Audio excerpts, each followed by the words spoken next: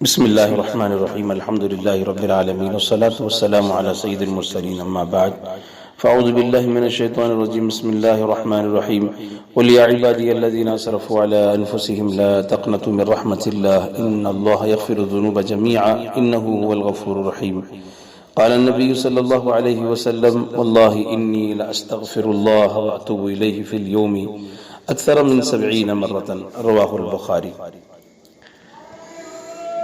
صدق الله العظيم وصدق رسوله النبي الكريم ونحن على ذلك من الشاهدين والشاكرين۔ میرے عزیز ساتھیو، اللہ تعالیٰ کا بے انتہا کرم و احسان ہے کہ اللہ پاک نے ہمیں ایمان کی دولت سے نوازا ہے، بے شمار انگنت نعمتوں سے اللہ نے سرفراز فرمایا، آپ علیہ السلام کی امت میں پیدا فرمایا، اور ماہ رمضان جیسی عظیم نعمت اللہ نے ہمیں عطا فرمائی جو اپنے اختتام کو ہے۔ اور اس وقت ان حالات کے باوجود، ان آزمائشوں کے باوجود ایمان پر اللہ نے استقامت سے ثابت فرمایا۔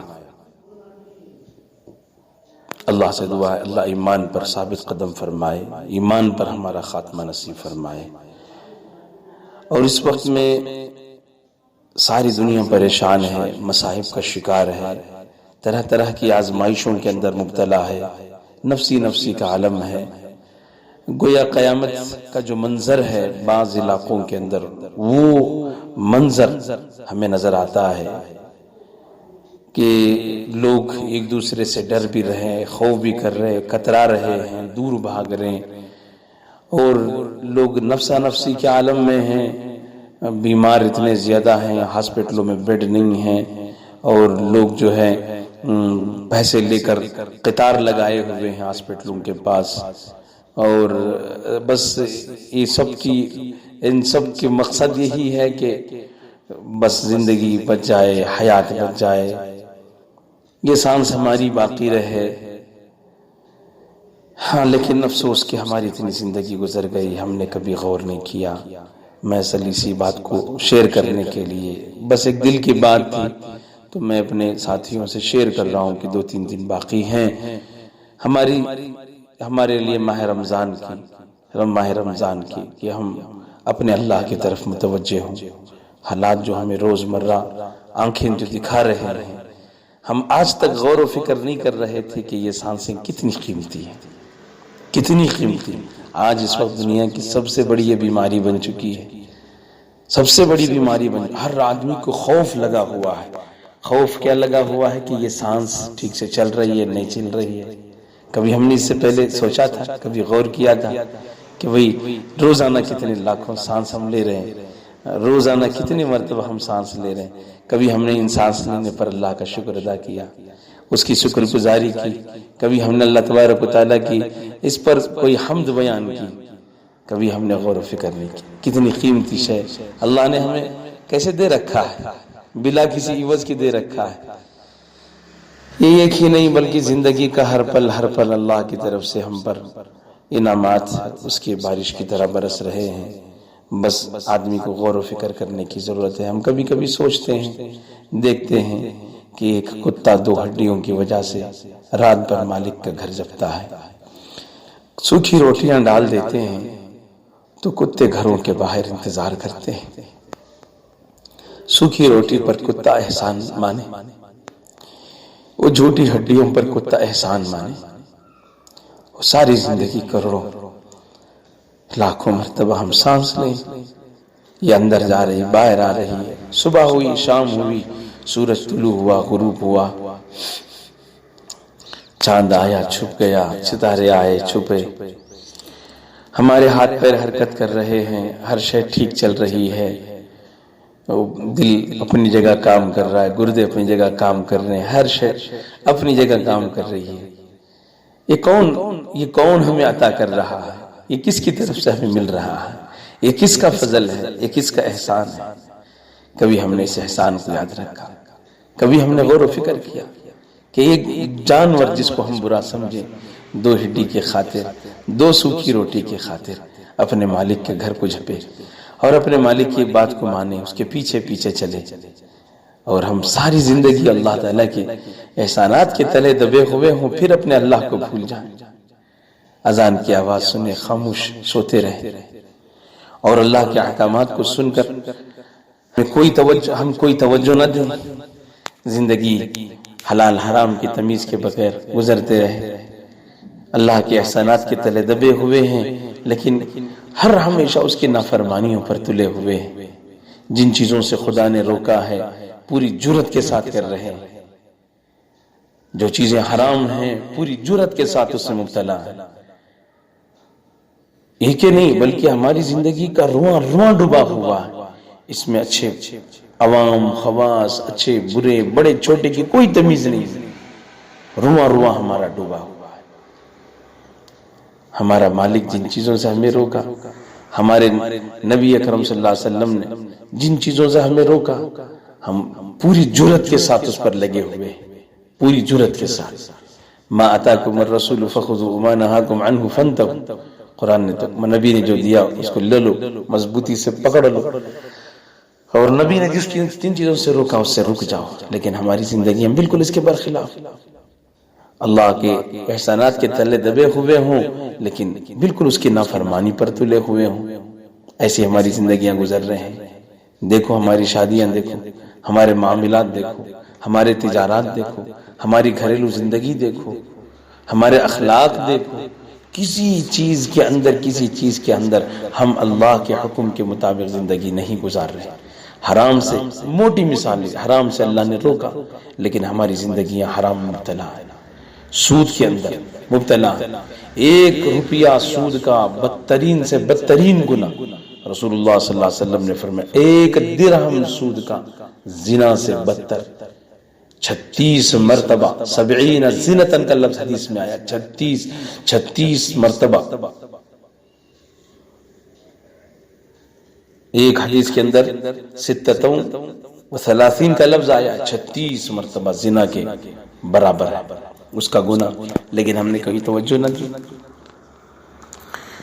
سود پہ سود زندگیاں ہماری حرام پر گزر رہی، قرآن نے روکا فَإِن لَمْ تَفْعَلُوا فَأْذَنُوا بِحَرْبٍ مِّنَ اللَّهِ وَرَسُولِهِ، جہاں پر سود کا ذکر آیا قرآن نے کہا کہ لا تأکلوا الربا، سود مت کھاؤ۔ اچھا، جو ان احکام کو سن کر، سود کی برائیوں کو سن کر پھر بھی سود کے اندر مبتلا ہے، فَأْذَنُوا بِحَرْبٍ مِّنَ اللَّهِ وَرَسُولِهِ، قرآن نے کہا کہ وہ اپنے اللہ اور اس کے رسول سے جنگ کے لیے تیار ہو جائے۔ اب یہ کیا ہو رہا ہے؟ اب تک ہم نہیں سمجھ پا رہے تھے، دیکھو ساری دنیا میں افراتفری مچی ہوئی ہے، اطباء حیران ہیں، ہاسپٹل پریشان ہیں، ڈاکٹر سسٹ کر رہے ہیں، ڈاکٹر خودکشی کر رہے ہیں کہ پریشان ہیں، ان کو دیکھا نہیں جا رہا، کیا کیا جائے؟ کتنی میڈیکلز، کتنی سائنس، کتنی تحقیق، یہ جو دوائیاں نکلی ہوئی یہ بھی جھوٹ موٹ ہے، بس حقیقت کے اندر یہ بھی کوئی اس بیماری کی دوائی نہیں، یہ کوئی بھی بیماری کی کوئی دوائی اس وقت میں ان کو میسر نہیں ہو رہی۔ ہاں وقت لگے گا، اللہ سمجھائیں گے، اللہ عطا کریں گے، اللہ اپنے بندوں پر رحم کریں گے، لیکن اب تک تو یہ پریشان ہے، حقیقت یہ ہے پریشان ہے۔ یہ کیا ہو رہا ہے؟ یہ اللہ سے ہم نے جنگ کیا ہے، اللہ سے ہم نے جنگ کیا ہے، اللہ کو ہم نے جنگ کی دعوت دی ہے گناہوں کی وجہ سے۔ یہ جو لوگ بول رہے ہیں کہ کسی نے وہ فلاں ملک نے وائرس چھوڑا، فلاں نے چھوڑا، یہ کچھ نہیں ہے، اللہ آزمائش میں ڈالے ہیں، اللہ آزمائش میں ڈالے۔ دنیا دارالاسباب ہے، خدا پاک جب چاہے جس کو چاہے آزمائش میں ڈال دیں، یہ اللہ کی مرضی ہے۔ ما اصاب من مصیبت الا باذن اللہ، جو مصیبت آئے گی اللہ کی طرف سے آئے گی۔ ما اصاب من مصیبت فی الارض ولا فی انفسکم الا فی کتاب من قبل ان نبرأها، جو مصیبت جو تکلیف آئے گی اللہ نے جو مقدر لکھا ہے وہی آئے گی، دنیا والے کچھ نہیں کر پائیں گے، دنیا والے کچھ نہیں کر پائیں گے۔ یہ سب جھوٹ موٹ کی باتیں ہیں جو ہم بچنے کے لیے بہانے کر رہے ہیں۔ دیکھو مثال کے طور پر گزشتہ سال یہ بیماری آئی، اللہ نے ہم کو متوجہ کیا، لیکن ہم اس سے بالکل ہم اپنے آپ کو ہم بدلنا ہی نہیں چاہتے ہیں، ہم ان راہوں کو چھوڑنا ہی نہیں چاہتے ہیں، اللہ کے اوامر پر چلنا ہی نہیں چاہتے ہیں، جن چیزوں سے مالک نے ہم کو روکا ہے اس سے ہم رکنا ہی نہیں چاہتے ہیں۔ گزشتہ سال آئی یہ بیماری، مصائب آئے، لیکن دیکھو پھر اس کے بعد حالات کیسے ہوئے مسلمانوں کی، کچھ تبدیلی آئی، کچھ تغیر آیا، کچھ نہیں آیا، وہی شادیاں، وہی میلے، وہی معاملات، وہی تجارت، وہی سود، وہی حرام، وہی فحش، وہی گندگیاں، وہی گالی گلوچ، وہی گانے، وہی میوزک، وہی جرت کے ساتھ خدا کی نافرمانیاں، اور وہی جرت کے ساتھ ایک دوسرے پر ظلم. اس میں کوئی تبدیلی نہیں آئی. تو پھر اللہ پاک نے عذاب کے اندر مبتلا کیا. ہو سکتا ہے اللہ پاک نے پھر آزمایا، اور یہ چیز قرآن میں ہے. اٹھا کے دیکھو سورہ توبہ کا آخری رکوع دیکھو. اولا يرون انهم يفتنون في كل عام مرة او مرتين ثم لا يتوبون ولا هم يذكرون. کیا انہیں نظر نہیں آتا؟ اللہ بول رہے ہیں کیا انہیں نظر نہیں آتا کہ اولا يرون انهم يفتنون، کہ یہ لوگ سال میں 1-2 مرتبہ آزمائے جا رہے ہیں، پھر بھی وہ توبہ نہیں کر رہے ہیں، پھر بھی نصیحت نہیں حاصل کر رہے. یہ کس کے لیے؟ یہ کوئی صرف منافقین کے لیے، اس وقت کے لوگوں کے لیے نہیں ہے. قرآن تو قیامت تک کے انسانوں کے لیے ہے. ایک ایک آیت اس کی قیامت تک کے انسانوں کے لیے ہے. اللہ فرما رہے اولا یرون، یہ لوگ کیوں نہیں غور و فکر کر رہے ہیں؟ انہیں نظر نہیں آ رہا ہے؟ کیا ان کی آنکھیں بند ہو گئی؟ کیا یہ نابینا ہو چکے ہیں؟ کیا انہیں پتہ نہیں چل رہا ہے انہم یفتنون فی کل عام مرۃ او مرتین، کہ ایک سال کے اندر 2 مرتبہ؟ ہو سکتا ہے اللہ پاک نے اس زمانے کا ہی نقشہ اللہ نے اس وقت میں کھینچ رکھا. ایک سال میں 2 مرتبہ آزمائشوں کے اندر آئے. اولا يرون انهم يفتنون في كل عام مرة او مرتين. گرچہ کہ یہاں منافقین کا تذکرہ ہے اس وقت میں، لیکن قرآن کی آیت ہے، اس کا ایک ایک لفظ قیامت تک کے انسانوں کے لیے.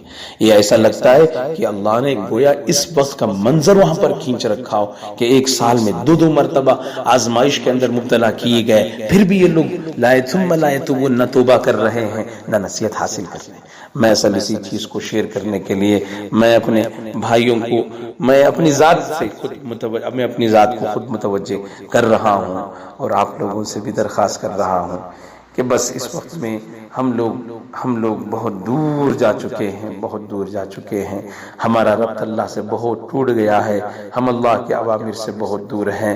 اللہ کا واسطہ دے کر میں کہتا ہوں کہ ہم سب مل کر اجتماعی توبہ کریں. اللہ نے جن چیزوں کا حکم کیا ہے اس کو مضبوطی سے پکڑیں.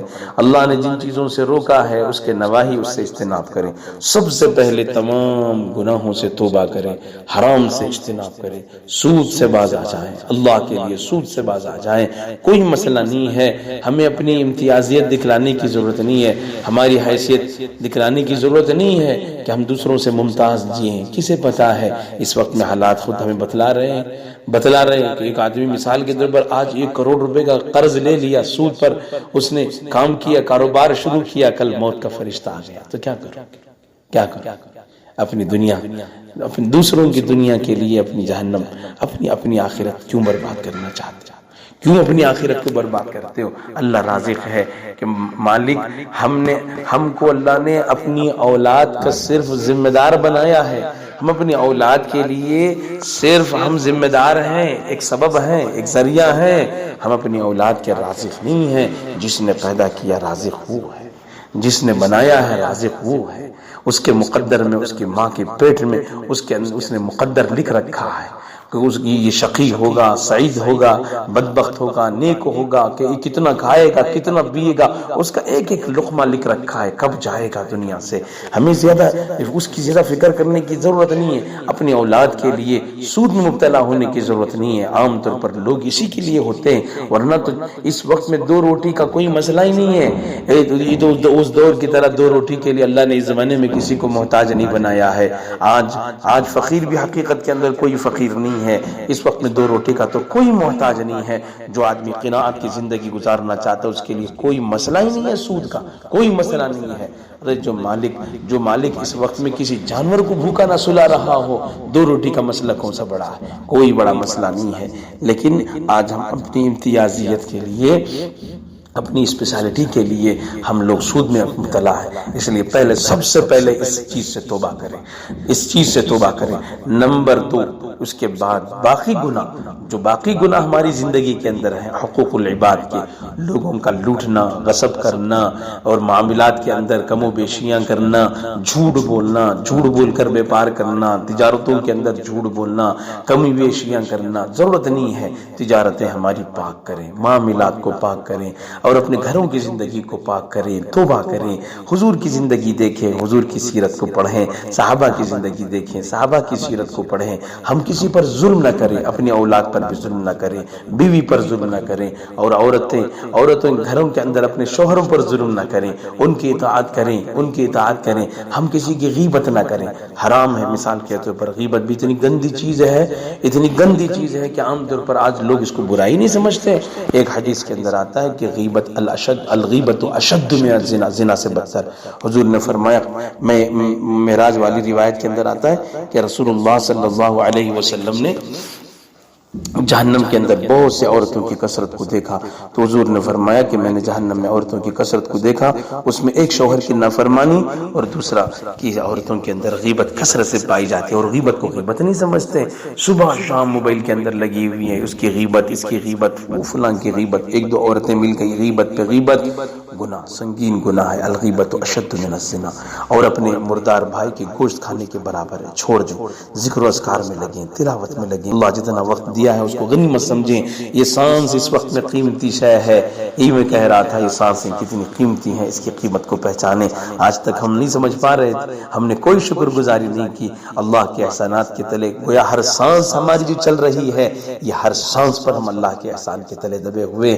جس دن اللہ کا حکم ہوگا فَإِذَا جَاءَ أَجَلُهَا لَا يَسْتَأْخِرُونَ سَاعَةً وَلَا يَسْتَقْدِمُونَ، ایک لمحہ آگے پیچھے نہیں ہوگا۔ کیا مطلب؟ ایک سانس اندر باہر نہیں جا پائے، ساری دنیا والے مل کر جتنے وینٹیلیٹر لگائیں، جتنی کوششیں کر لیں، جتنے آکسیجن لگا لیں، کچھ نہیں ہوگا۔ اللہ کا حکم ہوگا یہ سانس چلے گی، اللہ کا حکم ہوگا یہ سانس رکے گی۔ یہ اللہ ہم کو دکھلانا چاہ رہا ہے، اس لیے ہم توبہ کریں، کثرت سے اجتماعی طور پر توبہ کریں۔ اس وقت ماہ رمضان اپنے اختتام پر ہے، انشاءاللہ پھر اور دوسری باتیں ہیں شیئر کریں گے۔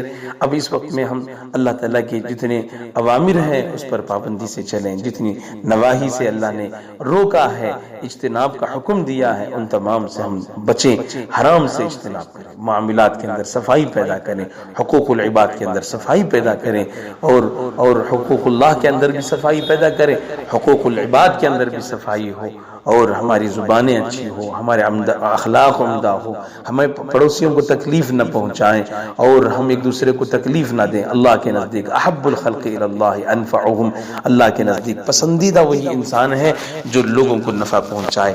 ہم نفع پہنچانے کی کوشش کرتے رہیں، اور اس وقت میں رمضان کا آخری وقت ہے، جہنم سے اپنے آپ کو آزاد کرائیں۔ لیکن استغفار ایک ایسی چیز ہے جو جہنم سے آزادی کا بھی ذریعہ ہے، اور وباؤں سے بچنے کا ذریعہ ہے، اور اس وقت میں جو پریشانیاں مصائب ہم پر سوار ہو چکی ہیں اس سے بچنے کا ذریعہ ہے۔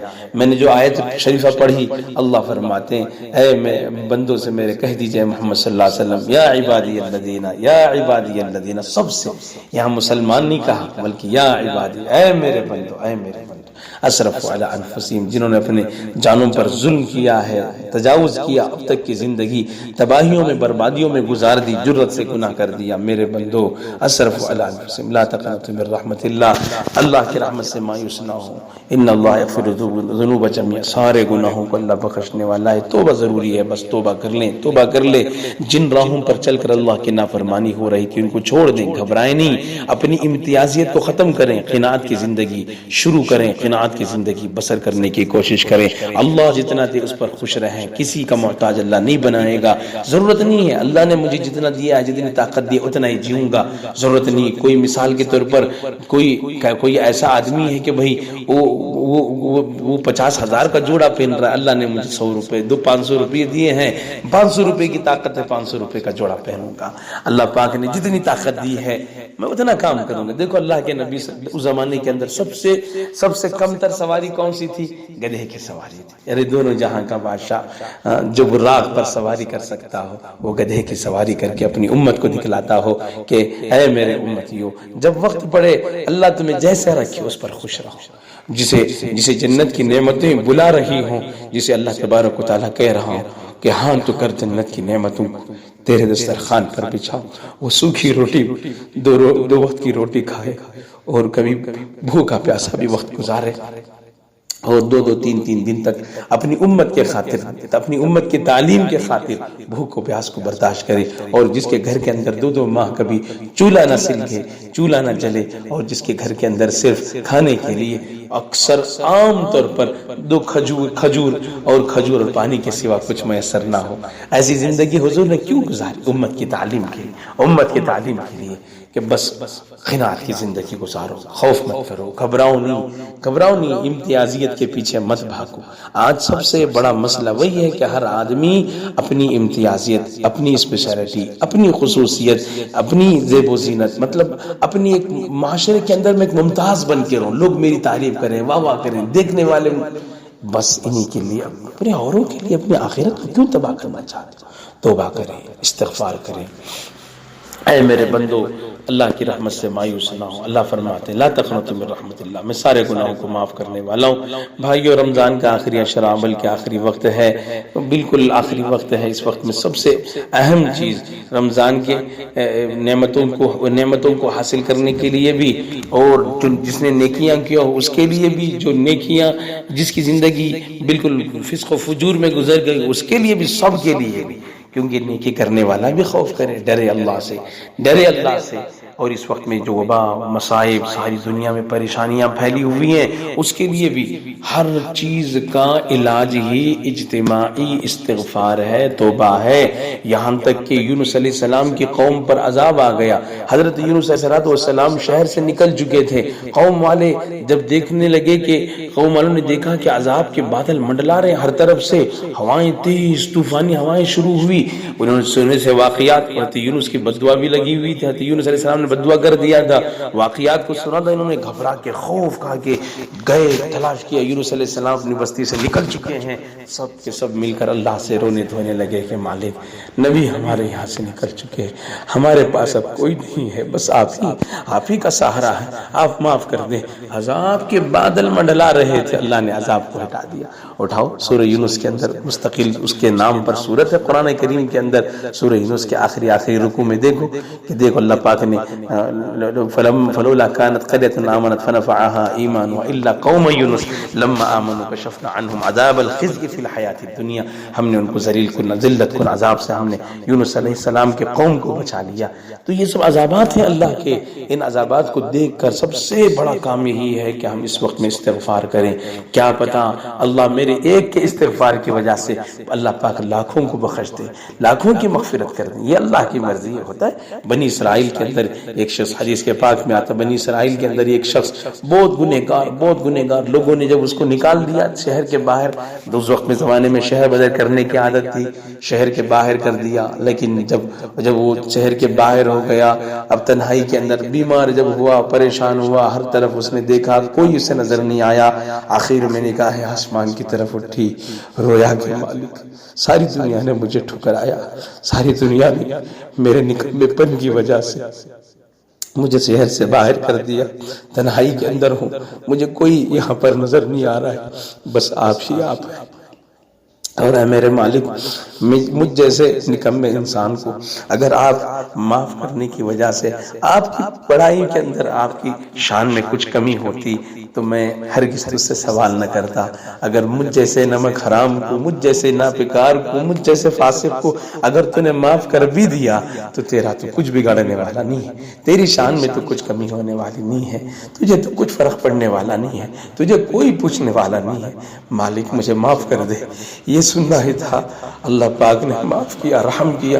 حضرت انتقال تو ہو گیا اس کا، اس آدمی کا تنہائی کے اندر۔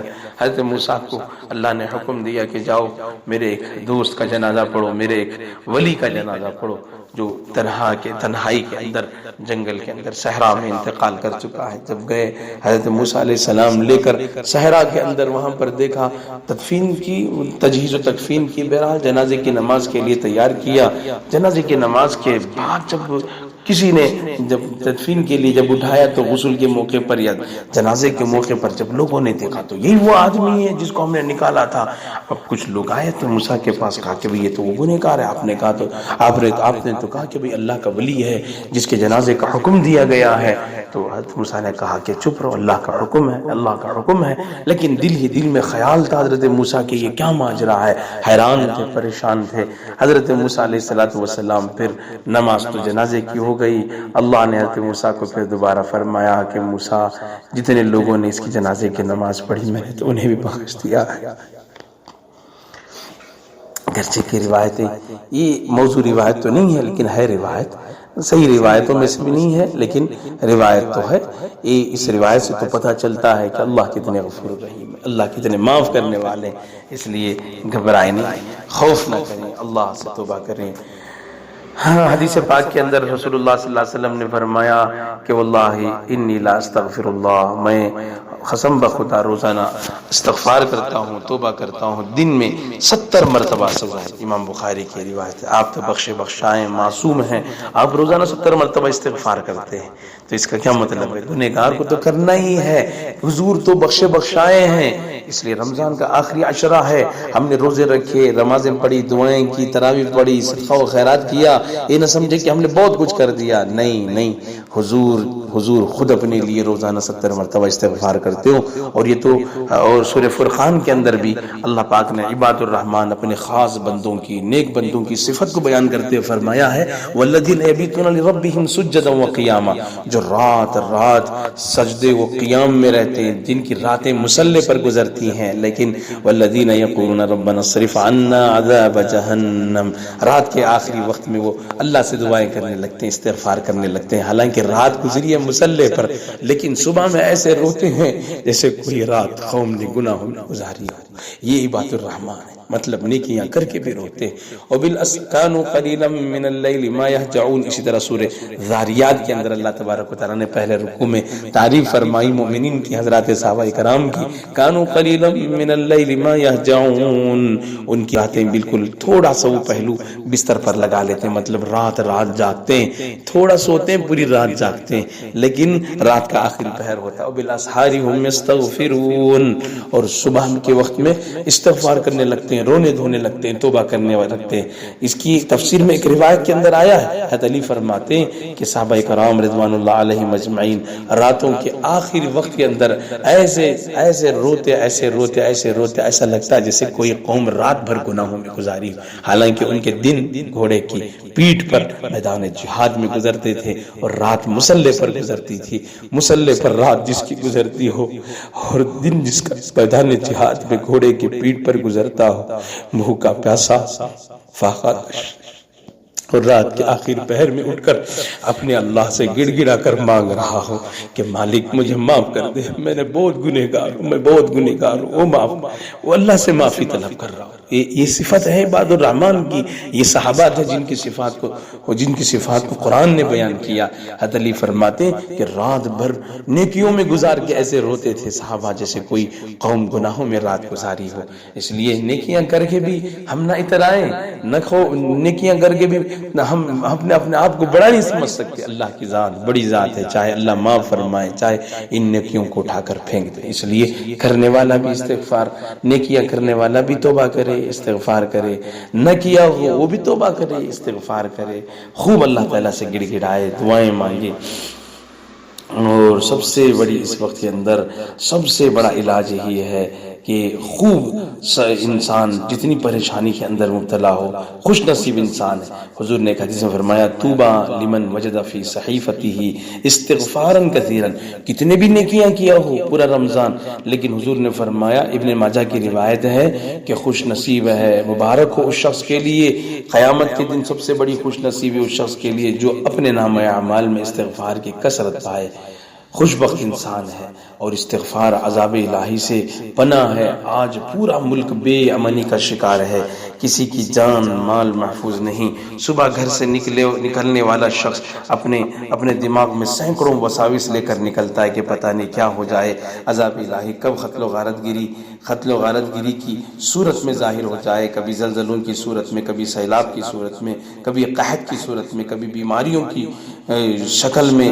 اسباب ڈھونڈ کر ان کے سد باب کی ناکام ہم کوشش کرتے ہیں، لیکن اپنے طرز زندگی پر نظر نہیں ڈالی جاتی، ہماری زندگی کس ڈھنگ سے گزر رہی ہے اس بات کی طرف ذہن نہیں جاتا کہ ہم نے اپنے بدعمالیوں کی وجہ سے اپنے اللہ کو ناراض کیا ہوا ہے۔ اللہ تعالیٰ کو منانے کی ضرورت ہے اور اپنے گناہوں کی زندگی سے اس وقت میں توبہ کی ضرورت ہے کہ دیکھو اللہ پاک قرآن کریم کے اندر فرماتے، سورہ انفال کے اندر آیت نمبر 33 میں اللہ فرماتے 33 میں اللہ فرماتے ہیں کہ دو چیزیں ہیں اللہ عذاب کو روکیں گے، دو چیزیں ہیں۔ اب ان میں سے ایک چیز تو ہمارے پاس ہے نہیں، ایک چیز تو ہم لاوارث ہو چکے اس وقت میں۔ وما كان الله ليعذبهم وانت فيهم وما كان الله معذبهم وهم يستغفرون۔ دو چیزیں ہیں، ایک اللہ پاک فرماتے اللہ تعالیٰ اس وقت تک ان کو عذاب میں مبتلا نہیں کرے گا جب تک کہ اے محمد آپ ان کے درمیان موجود ہیں۔ اب حضور تو ہمارے درمیان موجود نہ رہے۔ اب اس آیت کے اندر دوسری خوشخبری یہ ہے وما كان الله معذبهم وهم مستغفرون کہ اللہ تبارک و تعالی ہرگز ان لوگوں کو عذاب میں مبتلا نہیں کرے گا جب تک کہ ان میں جب تک کہ وہ لوگ خوب کثرت سے استغفار توبہ میں لگے ہوئے، خوب اللہ سے توبہ کر رہے ہوں، گڑ گڑا رہے ہوں، یعنی مطلب اللہ سے خوب کثرت سے استغفار کر کے رو رو کے اپنے گناہوں سے معافی مانگ رہے ہوں، توبہ کر رہے ہوں۔ استغفر اللہ العظیم، استغفر اللہ الذی لا الہ الا هو الحی القیوم واتوب الیہ، استغفر اللہ ربی من کل ذنب خطیئۃ واتوب الیہ۔ یہ کثرت سے پڑھتے رہیں۔ اللہ فرماتے ہیں کہ ایک چیز تو نہیں ہے، نبی ہمارے درمیان نہیں رہے، لیکن اللہ نے دوسری خوشخبری سنا دی وما كان الله معذبهم، اللہ ان کو ہرگز عذاب نہیں دے گا جب تک کہ لوگ استغفار کے اندر ہوں۔ ساری ہی بیماریوں کا علاج ہے استغفار، مصائب سے نجات کا ذریعہ ہے استغفار۔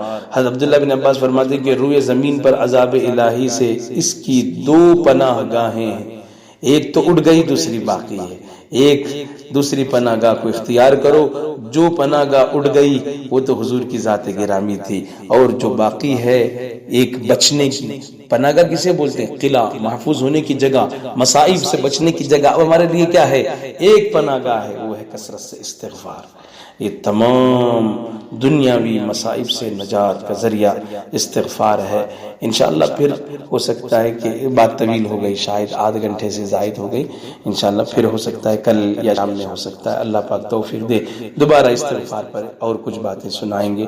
اللہ سے دعا ہے اللہ ہمیں عمل کی توفیق دے۔ ایک دو دن باقی ہیں، ہم خوب کثرت سے استغفار کریں، اللہ کی طرف متوجہ ہو جائیں، اللہ کی طرف متوجہ ہو جائیں، اپنے گناہوں سے معافی مانگ لیں، ہمیں بھی یاد کریں، ساری امت کے حق میں دعائیں کریں، ساری امت کے حق میں استغفار کریں۔ اللہ کی ذات بہت، اس کی رحمت بہت وسیع ہے، اور پوری امید اور پوری توکل کے ساتھ معافی مانگیں، اللہ معاف کرنے والے ہیں۔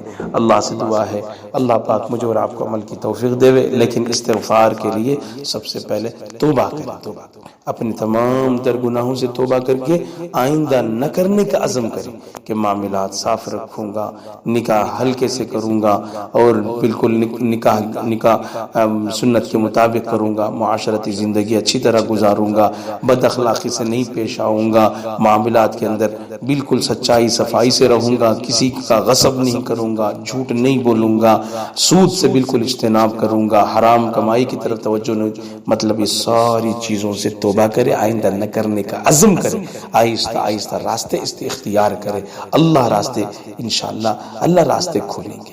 دنیا 4 دن کی ہے، 4 دن کی چاندنی پھر اندھیری رات ہے، یہ تو دنیا کچھ نہیں ہے۔ جب اللہ کی طرف سے بلاوا آئے تو ہمیں فوراً یہاں سے نکل کے سارے کا سارا بالکل یہ ادھورا ہی پڑا رہے گا۔ میرے دل میں ہزاروں قسم کی خواہشات ہیں، لیکن پتہ نہیں کہ میری زندگی کب تک ہے۔ یہ میری خواہشات ہیں بس، یہ میرے خواب ہیں بس، یہ خواب پتہ نہیں کب میری آنکھ کھلے، یہ میرے خواب کب ختم ہو جائے۔ اس لیے ہم پانی کا بلبلا اذا جاء اجلها فلا يستأخرون ساعة ولا يستقدمون۔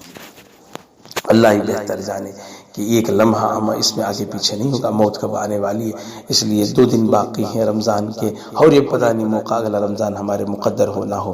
خوب کثرت سے توبہ کریں، استغفار کریں سب کے حق میں، اور اجتماعی استغفار کی عادت ڈالیں، گھروں میں، دوست و احباب میں سب استغفار کریں۔ کیوں؟ جب سب مل کر گناہوں سے توبہ کریں گے، معافی مانگے، سب ایک دوسرے کے لیے معافی مانگیں گے اللہ سے، اللہ کو پیار ضرور آئے گا، اللہ کو رحم ضرور آئے گا۔ اللہ سے دعا ہے، اللہ عمل کی توفیق۔